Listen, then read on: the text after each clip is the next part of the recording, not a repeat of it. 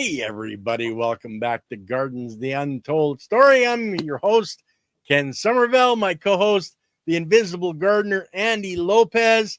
And Andy wanted to talk more on how to control whiteflies because this is a major problem for a lot of the vegetation is being attacked by whiteflies. So, Andy, I'm going to let you take it away, brother, and let's talk about how to control whiteflies. Well, as usual, I'm going to show you. Am I loud enough? Do I need to be louder? Oh, no, you're good, Andy. So, as usual, I'm going to show you my experience with whitefly, and I'll tell you the secrets that I have learned about why plants have whiteflies, and it goes for not just whitefly, but any pest or disease. But whiteflies are something that everybody seems to have, whether they have. I was just at a place today, whiteflies on their hibiscus. Some plants are naturally susceptible to it only because they're more touchy in the food. It all comes down to what they eat, and some plants require more specific environment to get everything they need. Remember, we talked about plants they have evolved in a certain area of the world with a certain biology over the many years. So that particular biology, hey, Willie Gronk, what? Gronka and DMT elves. Oh my God. Now I just don't know what the heck I was talking about. Willy Wonka. I keep saying Wonka, but it's Gronka. My God. I wonder if he's in German. That sounds like a German name. But anyway, so what I've learned is that there's actually two different little rules. One's the law of cause and effect, and the other one I forgot because the two. You got the rules. I mean, like, okay, we're putting you in the penalty. You got to go to the penalty box. You forgot the rules, okay? So there's a law of cause and effect, which is one of the rules that we have to key into. And then, but the other rule, I had thought about it this morning, and I just forgot about it a second ago because that Bronca thing just wiped me out. I totally spaced out. I have no idea what I'm doing here. It blew my brain away. I'm going, Willy Gronka.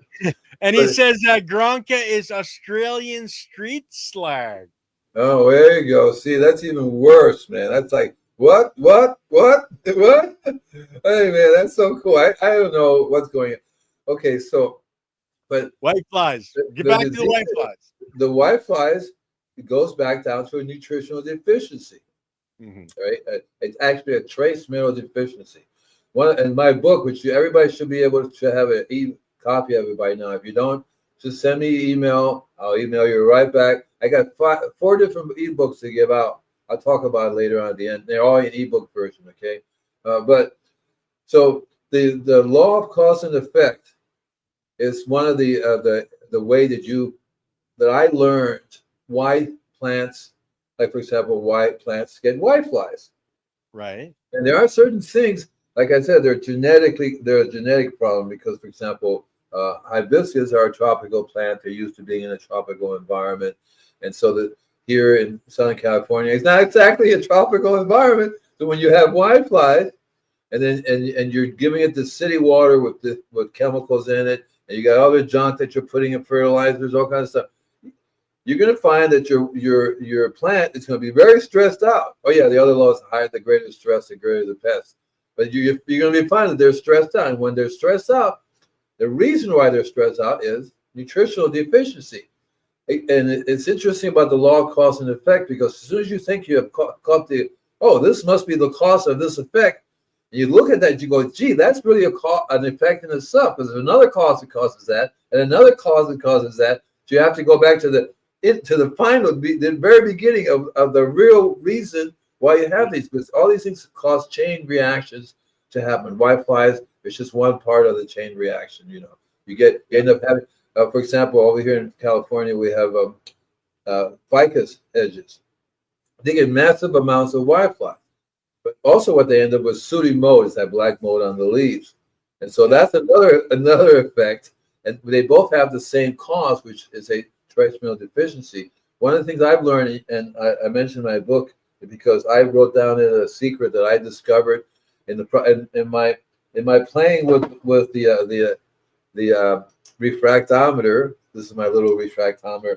I have a couple of them. This is a big one here, the big refractometer. I got that one years ago, and I also have a analog refractometer. This is a no, excuse me. This is a digital for the digital world. The digital refractometer. Where is it? You can't see it. It's actually invisible. It's an invisible refractometer. For the invisible gardener, right? Yeah, it's invisible. You know what? Because you have a white piece of paper you can put behind it, Andy. It's green. That's why it disappears. This thing is green. See there? Yeah. Look at that. But the refractometer taught me about trace minerals. It told me, it showed me visually when the Brix readings are low, the trace minerals are low. And so 99% of the time when your plant has whiteflies, you're going to get a low Brix reading on your hibiscus or whatever plant you have.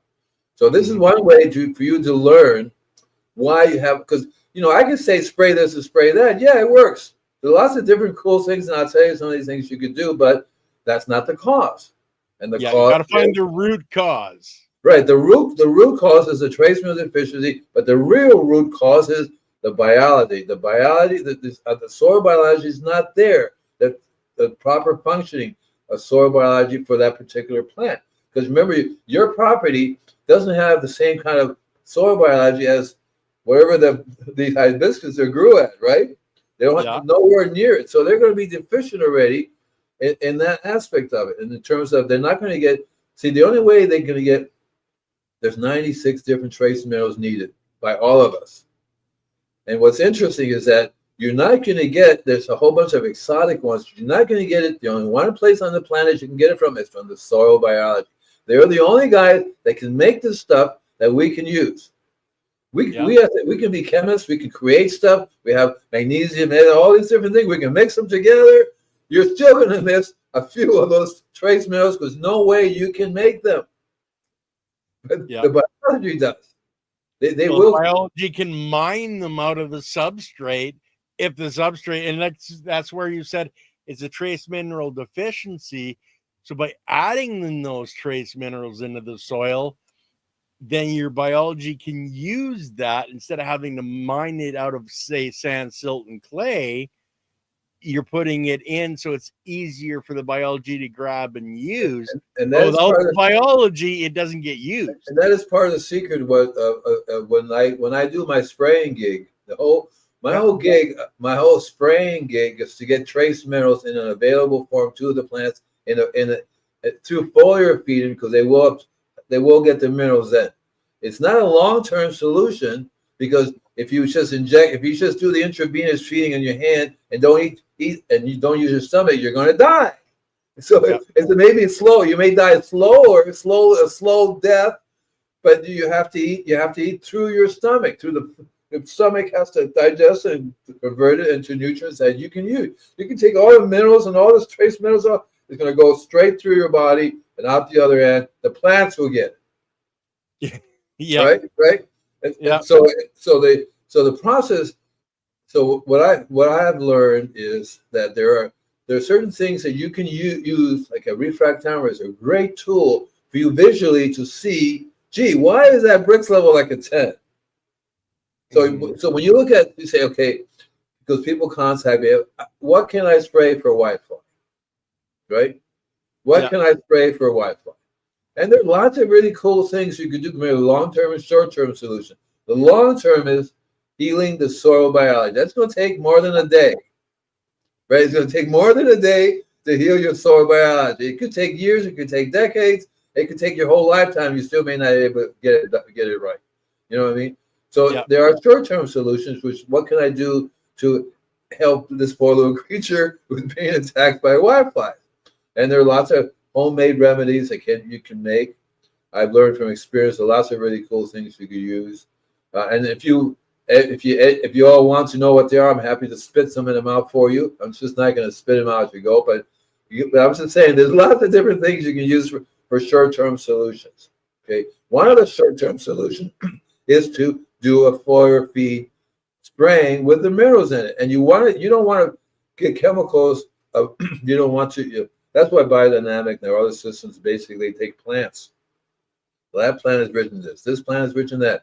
Let's make a formula that'll take it and put it in a form that we can use, then give it to the plants. That's what biodynamic basically is. Is take this plant, that plant, and put it in a cow's stomach. The stomach, the microbes will break it down, and then you can take it and feed your plants with, and you'll have the trace minerals that you need.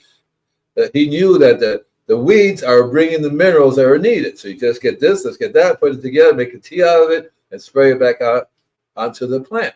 So that's one thing you can do. But you're gonna find it's very difficult for people to do that because you have to learn your plants. And not always all the plants are going to be pulling up the minerals that are there because it's called soil depletion. If it's not there, if we keep taking it out, if people keep taking it away, don't put anything back, you're going to run out. Mother Nature it's not an endless machine. I mean, you take the humans out, Mother Nature has a way of supplying itself forever, right?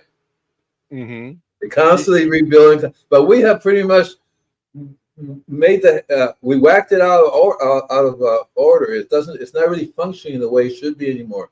The ocean is full of plastic. The world is full of plastic. The world is full of chemicals and all kinds of stuff.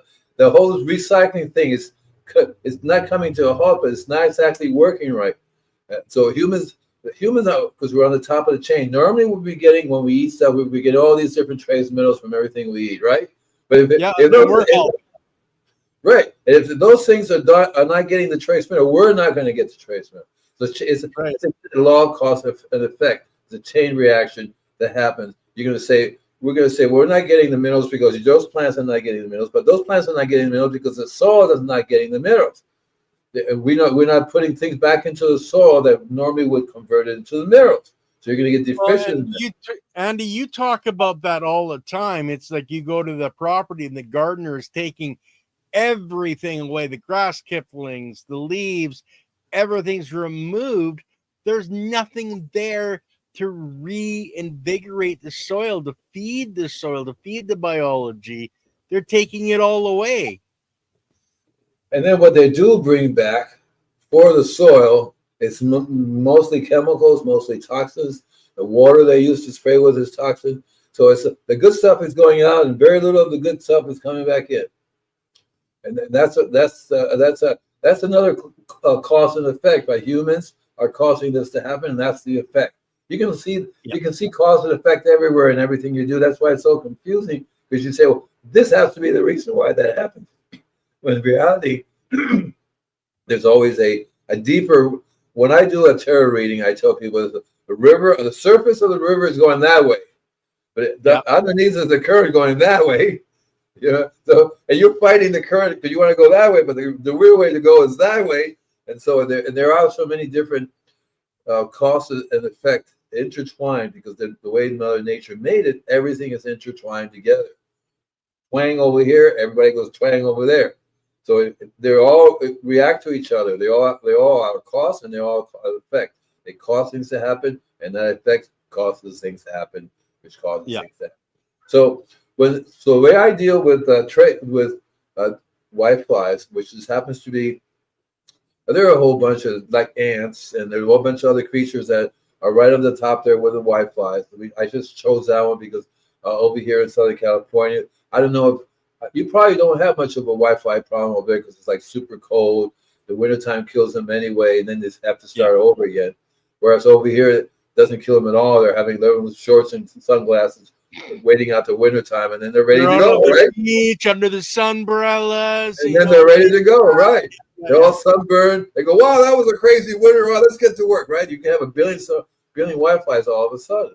I had one customer 20 years ago, and she was reading I was writing about whiteflies since the early 70s, okay? So I started doing a newspaper in Florida. It was a Traveler's Guide to Florida, but I also did my thing on it, talk about, people say, what do you do about whitefly? What can I spray? That's what people always say, what can I spray? Because they're taught, they watch TV, the guy says, look, you eat all the junk food you want to, just take this pill. Just keep taking this here pill and you'll be fine, right?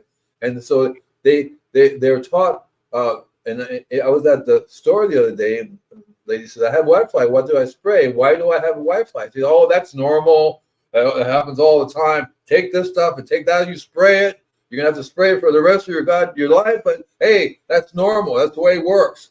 And I'm looking, and I said, I'm not gonna say anything. I'm not gonna go in there and say, excuse me, but you don't know what you're talking about. I used to do that, and people look at me like, yeah, right, the soil. I was at a place. I work on a farm. I'm actually the head gardener on the farm. If you can figure that, we're all clowns, and these clowns don't know what they're doing, and I'm the head clown. I was like, oh, so they do not associate that the city water is toxic. They say no, that's water.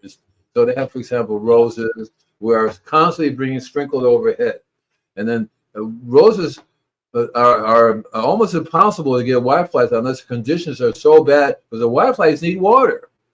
That's one of the conditions that makes it for the whiteflies to grow, is that abundance. Here in Malibu, in the valley, they don't have much whitefly because it's like a desert. Whitefly will have to be living indoors, right?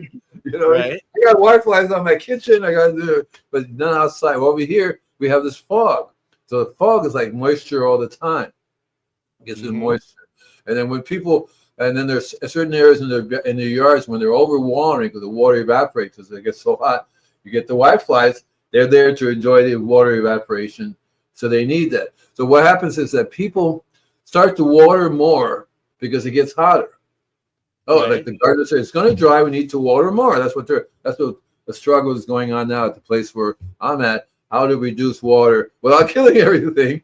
And they water so much. They water 7 days a week. Every day they water. Does that sound right? Way too much. Yeah. Well, and then you have impacted soil there, so most of the water is just running off anyway. Well, yeah. What happens is I was there the other day. The water was on. I said, let's turn the water on and run it for 20 minutes you normally do. Man, it was running down the sidewalk, running down the street. I'm going, so you're just losing 99% of your water going that way. If I was a next door neighbor, I would just catch it and run it through their property and turn their water off. And then this guy said, well, why are we spending so much water? Because the water, so what happened is I tell people, whenever you have an ant problem or a whitefly problem, you don't have that. You have a soil problem. It goes back to everything. Oh, I have this disease, or that plant has that disease. No, your soil has a disease. Your soil is so out of whack that the disease is taken over as opposed to, because normally the soil biology controls diseases. It controls pests. It controls all these things. If there's a functioning soil, it's like if you have an army there. You can't have an army. One guy does not make an army. So the bad guys are just kill that one guy and do whatever they want to do. So you have to look at controlling whiteflies as a misfunction, as a unhealthy soil condition. Yeah. You have to say, what's wrong with why is my soil unhealthy? It may not look unhealthy. That's one of the issues about growing chemically. Things grow really fast. They look like really big, and they're like, oh my God, look how beautiful this looks. But they're not. They are stressed out, and they only will look that way if you keep spraying the pesticides or whatever, herbicides or fungicides, whatever, to keep it in bay. And Scotty says, for the two people that haven't hit the thumbs up, you don't hit the thumbs up, he's going to send you whiteflies, man. So better go and hit that thumbs up, guys. Thank you, Scotty. So people you have to retrain yourself to think differently. Yeah. You have to say, okay, see, the whiteflies, they're doing their job. That's their job. They're genetically born to attack a plant. What they do is they suck the blood out of the plant and they make a nectar, and then they use that as food for their baby and food for themselves. And remember that you may not have been, maybe some of you have been watching me for a long time here, and I talk about carbohydrates. One of the cool things about a refractometer is that it actually shows you when you have an abundance of trace minerals, the plants are going to be producing a complex carbohydrates. When you have a mineral deficiency, maybe one mineral over here and the rest of them you don't have, that plant's going to be producing a simple carbohydrates. And simple carbohydrate is the main food for insects, the main food for energy, whereas complex they cannot process. And it makes sense because when a mother wants to have a baby, Let's see now. Oh, look, that plant is perfect. My children can eat that and enjoy the tree's blood, right? Or no, they can't. They can't do that because that tree is not the right color, and we can't eat it, right? See what I mean? That's why it's simply what it comes down to, and that's how Mother Nature is. Okay, if we want to recycle this, we have to speed up the process. We're going to show you when the living things are ready to be recycled. They're going to look different to you. They have a little built-in reflectometer in their eyes, and they look at it and go, "Wow, you're ready."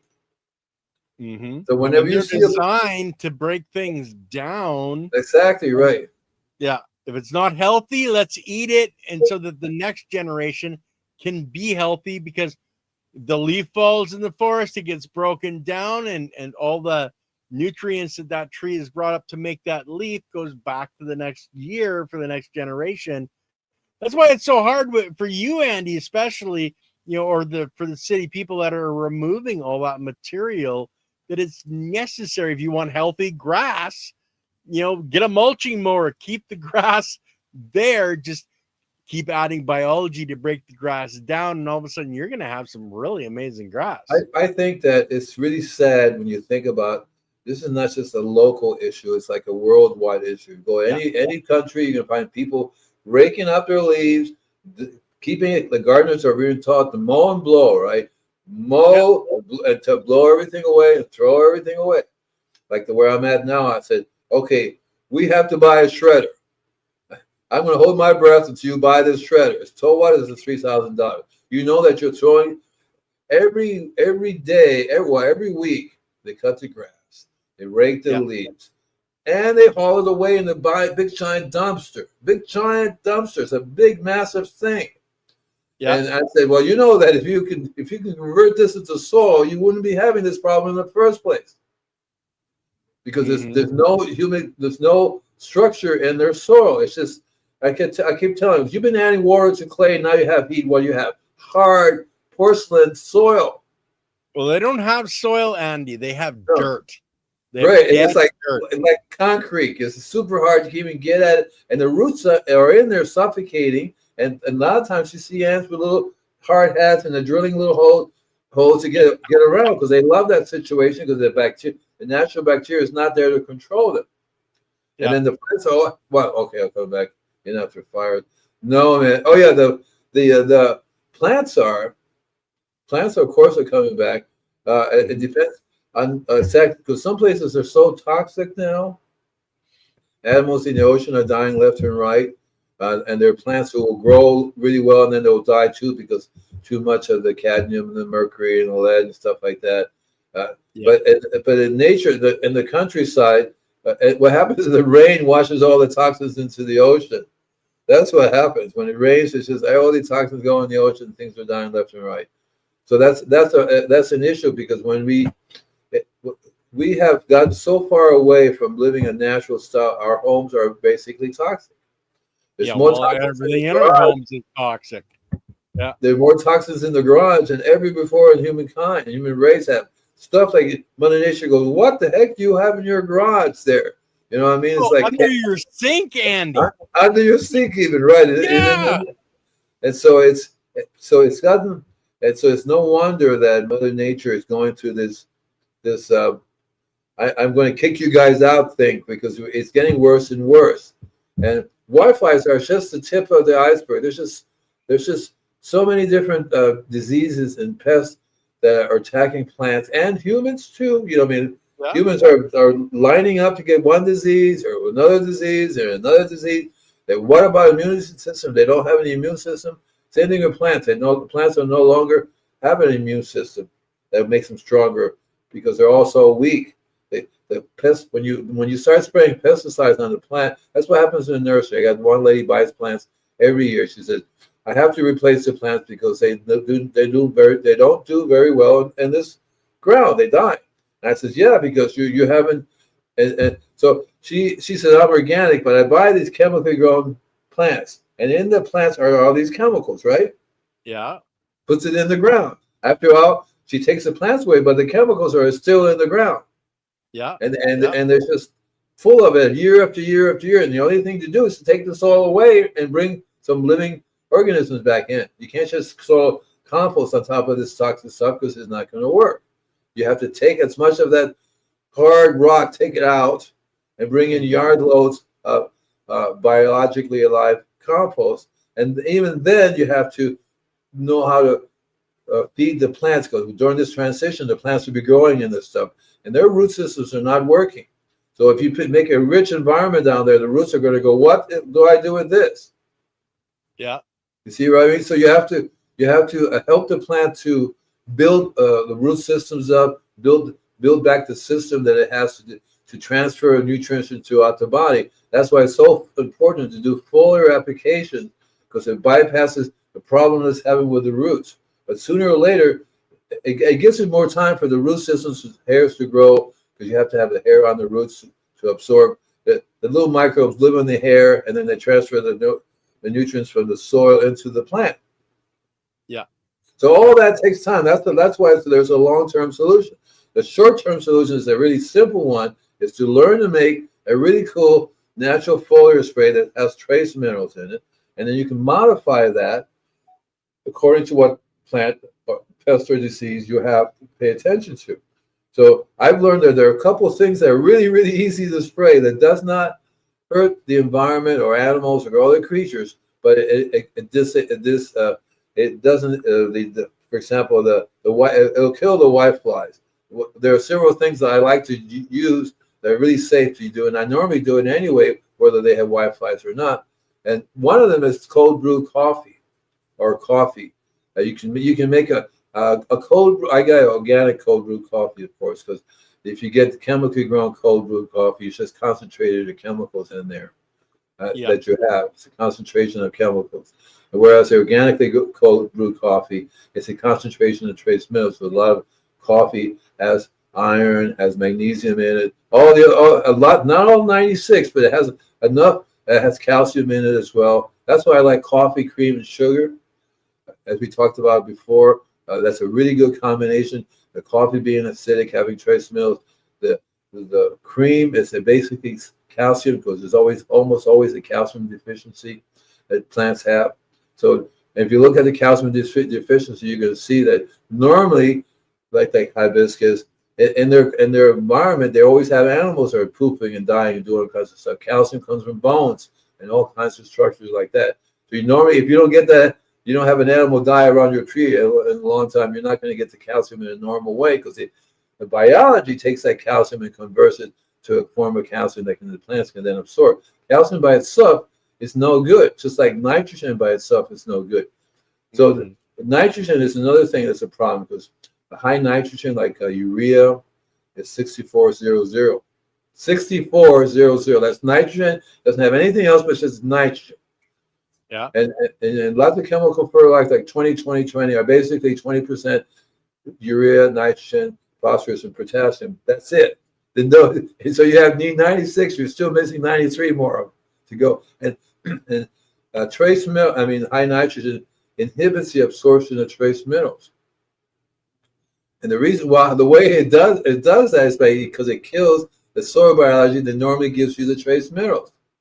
Yeah, that's how it stops you from absorbing coffee, cream, and sugar. Not for your soil, silly. Coffee, cream, and soil for your soil. Yeah, it's not for your soil. You don't put coffee, cream, and sugar. You don't pour it in the soil, because that's not going to really help a lot. You spray it onto the leaves of your plant and on the trunk. That's specifically to be absorbed through the leaves or through the trunk, because the trunk is also absorption. It also absorbs minerals and food, just like we do through our skin. Yeah. If you want the biology in the soil to come back, you're going to have to do a slightly different mixture. That's where it comes in, to learn how to make. That's why the worm farm I have comes in, for example. I can't make compost, but I certainly can do a worm farm. And that worm farm allows me to bring so much biology back into the soil. But then you still need the structure. That's why I buy the compost. Mm-hmm. I happen to buy it from Layton, so I found a really good guy that makes good compost. You're lucky. You have to look around for somebody who makes it, because if you can't make it, there's always somebody that really does a good job of making it. When I was making it in Florida, I sold like 100 bags a week. People couldn't get enough of this stuff. But I can't do it anymore, so I buy it from him. So you need to have the empty housing for the biology to live in. I can spray Yeah. all. I've learned by spraying dead soil. Dead soil means there's no organic matter. There's nothing in there growing. The biology can go. We hate you. We hate you. You sprayed Well, Julie. You sprayed my whole family. We're all dead. Yeah. yeah. Well, because there's no life there. There's no place for them to hide away from the sun and get dried out. And yeah, that's where like, there's so many people that think they have soil, but they just have dirt. There's no life there. And we have to bring that life back into our soil. Like you're mentioning, the health of of people. It's the same thing. If we don't have the healthy soil, putting the micronutrients and everything into the plant that we're eating, then yeah, we can't have a healthy body because we're not getting those micronutrients in our bodies to make our cells, let alone the plant having it in their cells. And it's a vicious circle, Andy. But I think more people are starting to realize that this is a problem, especially like people that are coming to our channel. It's all about the biology channel and watching all the different shows. It's really starting to hit with those people, and you guys are sharing it out there, and we really appreciate your guys sharing this content out to other people. I know Andy on his YouTube channel as well, he loves to help people out and I hate share. it. I hate helping people. I'm forced to help people. I'm not going to do that anymore. We're whipping you.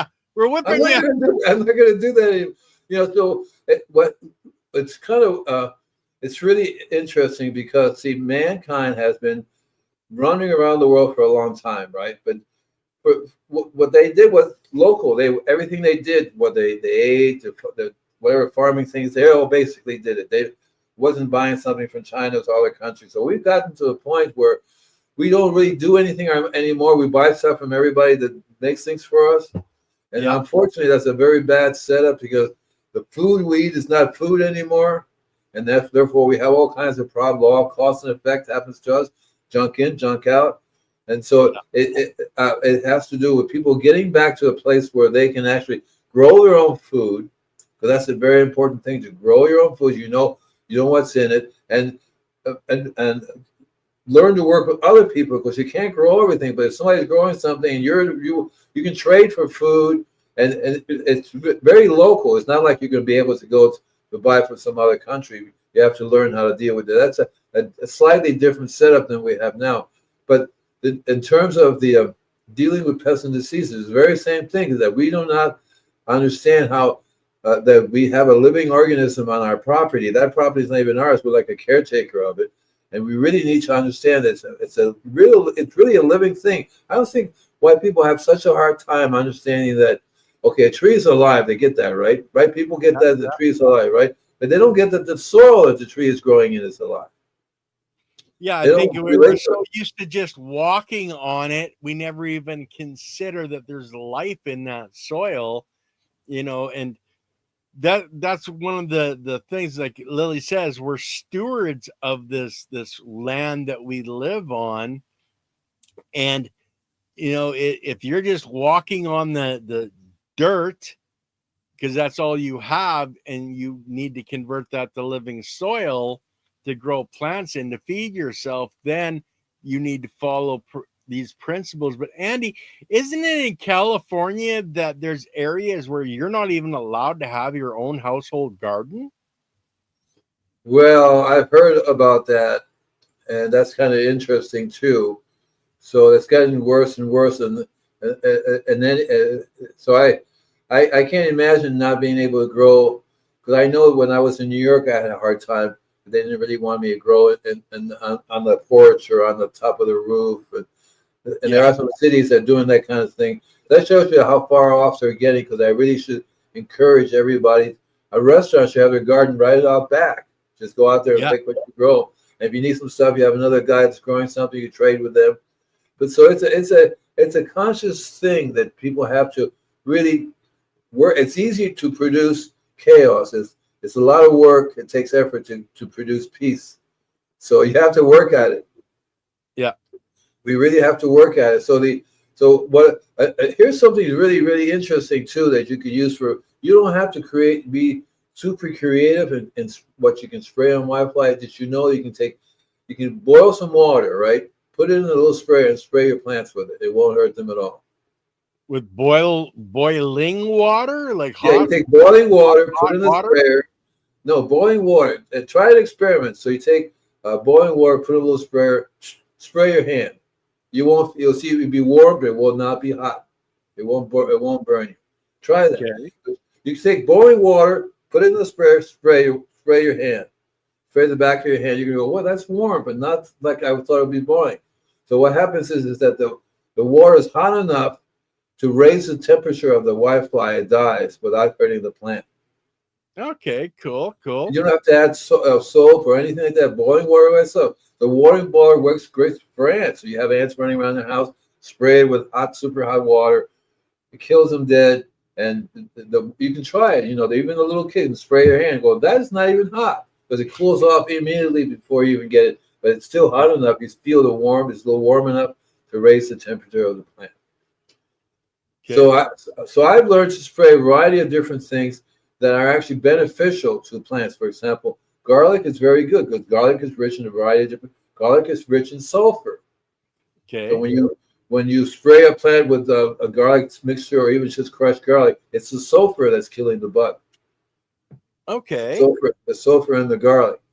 So you'll find that by doing that, that's one of the minerals that's very important is sulfur. You have all the different 96 trace minerals, and very few people understand sulfur. It's more important than nitrogen, just as important as calcium. As a matter of fact, you have to have calcium and sulfur together, and potassium, potash. There's a whole bunch of stuff that have to be together because Mother Nature said, well, it doesn't work with one mineral by itself. All these minerals have to be able to be combined. Well, it's like you're not going to be riding on the cart, unless you've got the horse pulling it. You have to have the two together for it to work. Right. So one of the things you learn to spray is things actually are benefiting it by giving it. That's why I do coffee, cream, and sugar. And the sugar should be some form of molasses, because again, the molasses is very, very rich in a variety of trace minerals. And the cream, not only is a cream, so one of the reasons you want it to be organic, aside from all the chemicals and stuff in there, is because they usually fed a good diet. They usually have a good life. They usually have lots of different trace minerals available to them that they can digest. A cow is very good at digesting a wide variety of trace minerals. It has two stomachs. It's a magical stomach, like Rose Steiner says. Four stomachs, right? There you go. I was going to say two stomachs in the front, two stomachs in the back, but four stomachs. Yeah, and it has a magical ability to transfer stuff in that stomach. That's why he takes the stomach of a cow, adds some plants to it, buries it, comes back later and uses it because the stomach biology converts it. So that's one good thing about having a cow. Ideally, I see it goes back to, for me, I would love to live on a farm, because on a farm you would have everything you need. Well, yeah, you think of the early farming, we never had chemicals. You clean out your barn, you spread that over your field, and that was your nutrition or your fertilizer for the year, was what you got out of your barn and sprayed out there. We never used chemicals before. And we had beautiful plants. I grew up in Cuba and Puerto Rico, both were farming families. And I distinctly remember having a giant, massive compost pile in the back, massive compost pile. And it was like, and they would throw it up there, it would cook, and they would start taking it, putting it right back on the ground again. And they would use everything, when they had a cow, they killed the cow. Everything they grind up the bones, put it in there. Everything would go in there, except they're humans. I don't think they put humans in there, but I'm not surprised that put Granny in there. She'll compost really well. And on a farm, if you learn a farm, maybe 100 years ago, farmers didn't have organic, didn't have chemicals of any kind. Maybe when was the Industrial Revolution? That's when we first started making chemical fertilizers and pesticides. 1927. Yeah, I think the Industrial Revolution was actually in the 1800s, but 18? yeah, in the 1800s in England was the Industrial Is that when Revolution. they started making chemical fertilizers? They started chemical fertilizers. I think it was after World War One or World War Right. Two. 27, right? Yeah, something like that. Yeah, That's yeah, what I was thinking about. chemical. That's what, Yeah, see, in my opinion, when the Industrial Revolution, it wasn't about industry. It was about making fertilizers, chemical fertilizers. yeah, That's when they changed things around and became chemical fertilizers, chemical pesticides, all these yeah. things for the soil. That's when we started destroying the soil. That's when we Growing started, through science is how I think they were calling it, or yeah, yeah. something like that. And now we're realizing that science has killed all the biology, is making us sick. But then they're still putting, you know, all those preservatives in our food, which is made even worse than the chemicals that we're putting on our property. It has gotten down. We've gone down the wrong road in terms of being sustainable, in terms of being healthy, and I think it's done on purpose because it's a form of control. Let them eat sugar, which is not natural sugar, and then we'll keep them busy. We'll keep the doctors busy, which by the way, I'm also the doctor that he's gonna have to come to. So it's a cycle that they like that. That way we keep them. They keep us under control. They give us food that are really drugs. The food occurred in the mid 19th century with a major push during the 20th century. John Miller in the process of creating artificial, right? Exactly, mid 19th century, right? And then 1909 was the ammonia fertilizers. Right, and those things are like they did it because they have an abundance of all this stuff already, Yeah, and they started saying organic growing cannot you'll starve, the world will starve if we were all growing organically, and which is total nonsense because I would love to be. I looked at these studies that they had. Rodale, it's a Rodale Institute, a really cool organization. They put out Organic Garden magazine, and they did studies, and a bunch of other universities did studies, and basically they all studied the studies. They didn't make their own studies. And we studied 42 studies, and this is what we came up with. yeah, And and it's all done on purpose to try to confuse people, saying, "See, the organic system doesn't work because you can't produce enough food." That's why they're doing genetically modified food. The whole reason why they started doing that is because we can produce more food and we don't have to use chemicals with it. That's what mm, they said. We're going to genetically modify the food so we can grow more healthier food without adding my Roundup to it. We won't add it to it. That way it'll be safer. And now yeah, reality, they're adding more of it because it's more immune to the Roundup. They're adding more of the Roundup than ever before. And the food is getting worse and worse. It's not really food. yeah, The things we eat are so deficient. They're not classified food. I get sick by thinking about what we eat because it's not real food. My body says, "You really want to eat that?" yeah, Right? exactly. And so we get rid. I'm a veteran. When I go to the VA, the doctor says, "What are you doing here?" I said, "Well, you asked me for a physical, so here I am." And the guy says, he says, "I don't understand. How come you're not sick?" Well, I first of all, I don't eat all of this stuff. The cafeteria is like, and the food there. And when I was in the service, I had a hard time finding reasonable food. When I get off ship. One of the reasons why I have a girlfriend in every port was they're going to cook. They cook for me. Like, oh, this is wonderful food, right? I hope that was only one of the reasons, Andy. Okay, Oh okay. no, I had a bunch of other reasons too. It worked out really well. I mean, I smoked pot. I didn't drink booze. So my girlfriend would be my local dealer. Hey, you got anything good to smoke, man? Yeah, I do. Okay, right. I got court-martialed about 12 times for smoking pot and not drinking booze. The captain of the ship says, "Son, real men drink beer. They do not smoke pot." I said, "Sir, I sorry, I can't do that." So I was fighting with him for a long time. But maybe back to the whiteflies. So just remember, whenever you see a bug on a plant, that means it's food for the bug. It's not food for us. Yeah. That basically means if you have whiteflies on your tomato plants, or especially as a vegetable, because it'll tell you that bug thinks it's good for the bug. I'm not eating that because it's not good for me. But Yeah. you don't eat hibiscus and other things, but basically it tells you the bug thinks it's good for the plant too. That means that it's weak as well.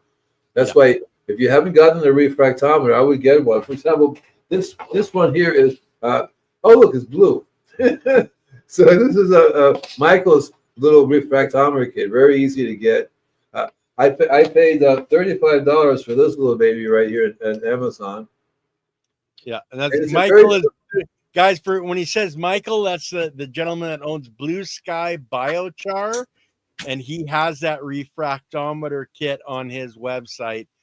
Very good price, and you get a 5-blade pair of scissors and really good value. But anyway, Andy, the Here's the 5-blade. yeah. Oh, we can kind of see it, but you guys can see it on the website down. Go ahead, tell me what.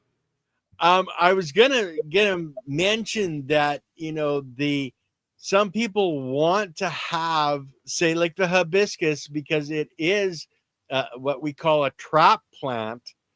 And okay, I don't know if you deal much with trap plants, Andy, but in a lot of the industries, they have trap plants that the bugs will go to first because they like those plants.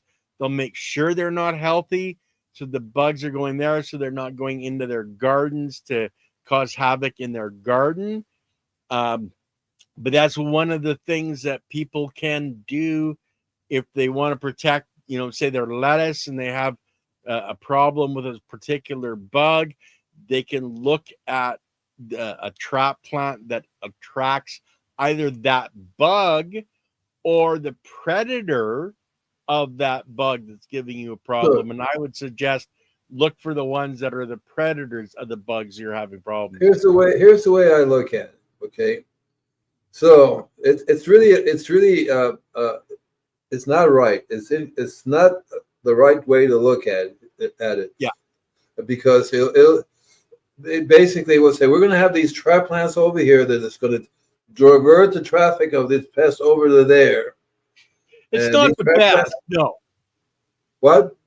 it's not the best. I would rather see everybody have healthy soil, Right. so Because they what have happens, healthy plants and don't have to worry about the bugs. what happens is because you're avoiding the fact that the pest would have gone there anyway, because there's not food for you to eat at all either. So you're avoiding the problem by saying, okay, we're going to make these bugs go over there. Oh, over here, come over here, eat these. Because if the bug would go to those plants anyway, there's something wrong with the plants for food as food for people or animals or other creatures. See what I mean? Yeah. So I go for the whole thing. Okay, you really want to understand what's happening. You don't need trap plants. You don't need to, because some trap plants are genetically prone for that to happen, for the bug to come to them, because they're not. The only reason why they're trap plants because they're not getting the trace minerals they need also. You see what I mean? So to me, it's not. You wouldn't have a trap plant if everybody was being fed. You had healthy soil. You wouldn't have the trap plants won't work because they're healthy too. So if they're healthy, they're not going to be attract. It's not like they're healthy and they attract plants. They attract the bugs. Yeah. I have learned from experience that I have two customers. One brand new and one's been around for a while. They both have hibiscus on either side of the other property, right? One is covered with whiteflies, and the other one is not. And it's less than 20 feet apart. Yeah. And so that's one reason why this person said, I want you to help me, because for some reason they're not going to the whitefly, they're not going to the hibiscus. Why? Because they're both there together. The only difference is you're feeding your this property, you're doing something to this soil over here, and that's the difference. And it's literally a shield, a force field. The whiteflies go, never mind. Well, I will stay over on this side. You see? Well, and I think if I remember right, it's because that one plant is getting so much extra water, causing an issue, right? If I remember you right. The water is always it saturates the problem, because okay, so your soil is slowly dying. That means it's not holding water, it's not working properly. It's getting super hot. Well, okay, we have to water it more, so we make the problem even worse, right? And then the poor plants, and then the Wi-Fi comes around because not only is the plant sick, but it has lots of water, moisture that the Wi-Fi's need. Because if it was, if it was a drier environment and if the soil was sick, it would probably die, but differently from thirst as opposed to dying being attacked by plants. So it's they still are avoiding the problem, and is that it's the soil that they have to pay attention to, and that takes a long term, takes years and years to get the soil totally functioning, and then you have to stay on top of it, keep doing it on a regular basis. These people say, okay, I added compost. I'm not going to have to add compost again for the rest of my life, right? And I go, yeah, I guess so. If that's what you want to do, fine. So you're trying to teach. I think that this farm, I'm trying to teach this gardener, teach the owners. Okay, so you have two choices. You can make your own, or you can just forever buy the stuff. What do you want to do? Let's. Oh, she's back. Yeah, Serena. What is Garfield's favorite gardening method? Lasagna gardening. I don't think, is that a joke? I don't get it. What's the Oh Garfield? yeah. Well, you don't probably get Garfield. You're too old to watch Garfield. I'm He sure. likes he likes lasagna. Oh yeah. Oh, Garfield loves cool. his lasagna. So it's a long term process. People are not getting into their heads that they need to stop throwing away their soil. Basically, Yeah. Well, stop and throwing away. the thing is, and like you said, that, well, I'm going to put compost on and I'm never going to have to do it again. But, if you look at real nature and how much organic matter is in nature in a healthy forest, it's huge amounts of organic matter. And yet they're telling us we don't need that in our gardens. We don't need that in our soils. Without that organic matter, that's why our plants are dying. That's why they're And not the healthy. forest is constantly producing. The forest is constantly producing organic matter all the time. Years and years, millions of years, thousands of years, it just keeps producing because the organic matter gets used up. It disappears as fast as they make it. And so that's the thing. People. I was at another house the other day. This lady said, "I put 10 bags of compost down, and it's gone." I said, "Well, maybe you should have turned it over. Maybe you should add some mulch. Maybe you should protect it because it dried it out and the wind blew it away and it's gone." So their problem, you didn't do anything. So people are really, I don't like to use the word idiots, but and I can't do that on YouTube. You can't say idiots. You can't say, "Oh, sorry," but they just don't get it.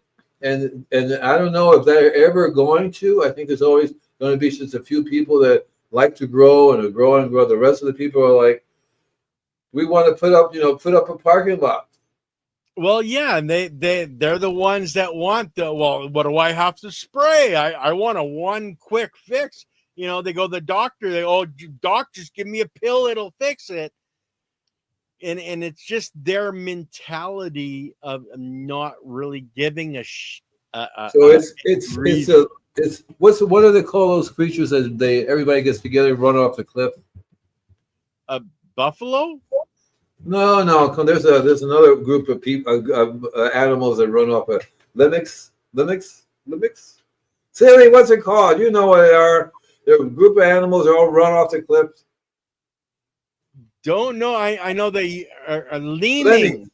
Lemmings, cake in the cup. Thank you, the lemmings. Yeah. And so that we have, and that's done on purpose because the governments or whatever the power to be, let's control them this way. There's too many of them. Just drive them off the cliff. And I never was very good at following that. So there are some of us. Everybody's going that way. I go, well, I don't think that's such a good idea. See you guys later. And so there's always going to be that. What I love is people that think outside the box. That's more where I'm at. Only I just broke all the parts off, and I just think outside. Okay, I throw away the instructions manual. I just throw away the instructions manual. I says I don't need that. So well, when you deal with Mother Nature, she is the instruction manual, and if we get out in Mother Nature and really start opening our eyes and our minds to the possibilities of how things connect, then we can start actually really, working with Mother Nature. And that's what you do, Andy. You work with Mother Nature. That's why you recognize, their problem with the trace minerals, the problems with the biology. Well, Tony, You've seen it.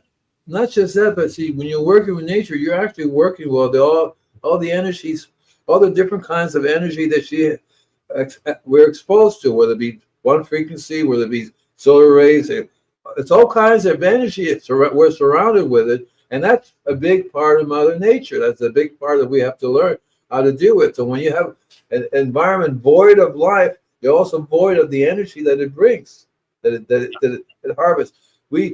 One of the things we do is we don't understand it, but we're cosmic beings. We're constantly eating this cosmic dust, cosmic energy, and we get the main source of the cosmic energy is from the food we eat, which the food gets the cosmic energy. That's why we do the trace minerals. The trace minerals, each trace mineral responds to a certain frequency, a certain cosmic energy. That's why we take it in.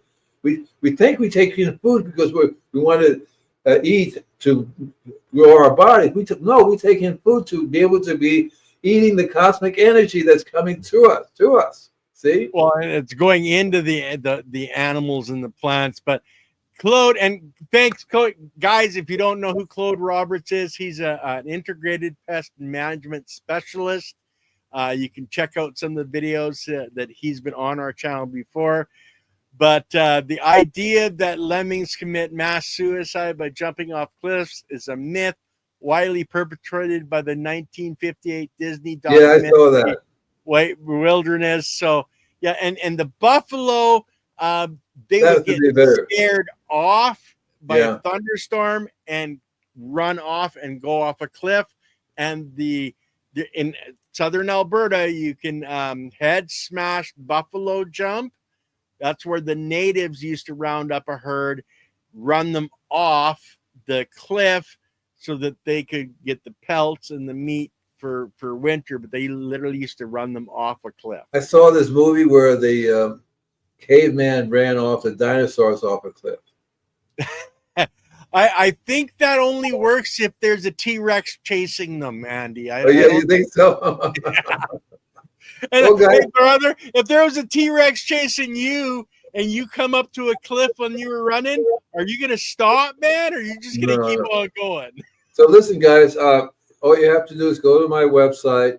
You can sign up to get the newsletter, or if you don't want to, you just go send the email, and you get that from the website. The easiest way to send me email is don't just send me email because I get 38,000 emails a friggin' day because I made a mistake with my email up on the website. So if you go to the website, you sign this inquiry form. What that does is that you fill out the form and it sends it from that computer to my computer. It bypasses all this other stuff. And then you can say, send me your ebooks because I have the Don't Panic, It's Organic ebook I can send you. I have the ebook tells you about the refractometer, tells you about the readings, what they are. There are two other ebooks that are there, but one's a natural pest control, alternatives to chemicals for the home garden. I wrote that one, and there's one other one, and as a surprise, I'll send it to you. I'm not going to tell you what it is. So you just have to, and that's the easiest way to get it rather than do a physical thing. If you want to get a physical version of my book, Don't Panic, It's Organic, just go to the website, click on the store, it takes you to Amazon, and you can buy the book there. I wouldn't go directly to Amazon. A lot of people are taking my books and selling them for outrageous prices. Yeah, even though that's my name, it's a third party. Buy it from the proper link that way it connects with me. I'm the one that's selling it. You don't want to buy somebody else selling my books. You want me selling the books. Okay, thank you. And you're gonna get the ebooks for free anyway. So so enjoy. We'll see you next week, guys. Yeah, and guys, Claude has it right here. Pest management starts with healthy plants, like this gentleman is teaching us. And that's right, Claude. Yeah. Thank you, guys. Brother. We don't have the ladies on tomorrow on Chiropractic is Sexy.